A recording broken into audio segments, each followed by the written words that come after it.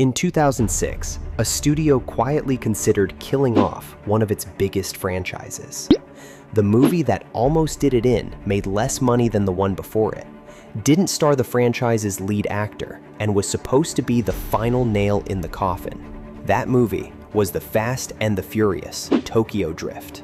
Today, that same franchise has made over $6 billion worldwide. This is the story of how a movie built to bury a series accidentally saved it. Last video, we talked about Titanic, a movie everyone in Hollywood expected to flop. The budget ballooned, the shoot was a disaster, and the industry was ready to call it the biggest bomb in film history before it even opened. Instead, it became the highest-grossing movie ever made at the time. Today's story is the opposite version of that same idea. A movie that actually did flop and got saved anyway, not by turning out to be secretly great, but by a decision someone made after the fact. Here's the part that doesn't add up. Tokyo Drift barely broke even. Critics shrugged. The star of the first two movies wasn't even in it. By every normal Hollywood metric, this was the moment the franchise should have quietly disappeared, the way dozens of 2000s action franchises did. So why didn't it? By 2006, the Fast and Furious series had already lost momentum. The first film in 2001 was a sleeper hit. Cheap to make, built around street racing, and a cast nobody expected to become stars. The sequel added spectacle, but lost Vin Diesel, and audiences noticed. By the third film, the studio wasn't trying to build the franchise anymore. They were trying to close it out cheaply. Tokyo Drift had a smaller budget, a new setting, and almost none of the original cast.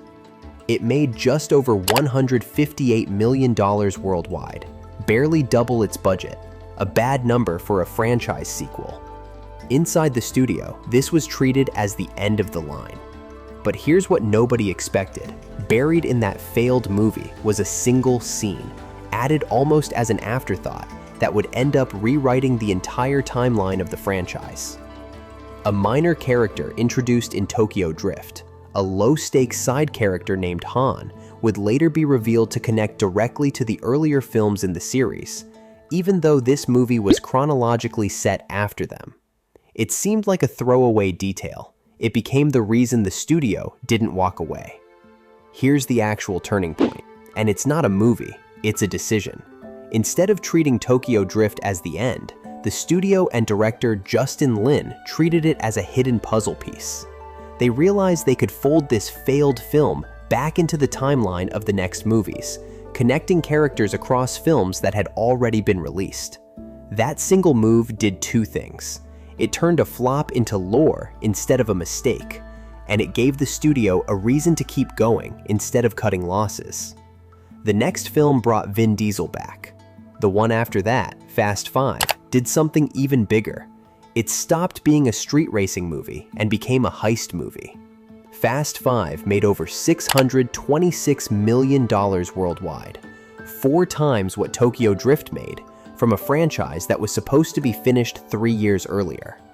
From there, the numbers stopped looking like a struggling franchise and started looking like one of the biggest in Hollywood history. Each sequel outgrossed the last. The series added an entirely new genre, international heist spectacle, while keeping just enough continuity to reward longtime fans who remembered that throwaway Tokyo Drift subplot. What looked like a cheap, forgettable spin-off was actually functioning as connective tissue the whole franchise would later be built around. And this is the part most people miss. Tokyo Drift wasn't saved because the movie was secretly good. It was saved because the timeline decision turned a financial embarrassment into a storytelling asset.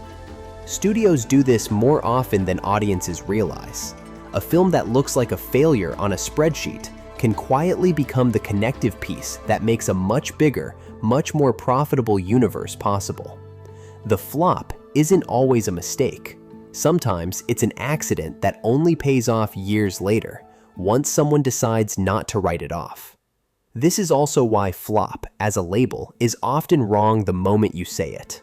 A movie can lose money in its opening weekend and still become the single most important decision point in a franchise's history.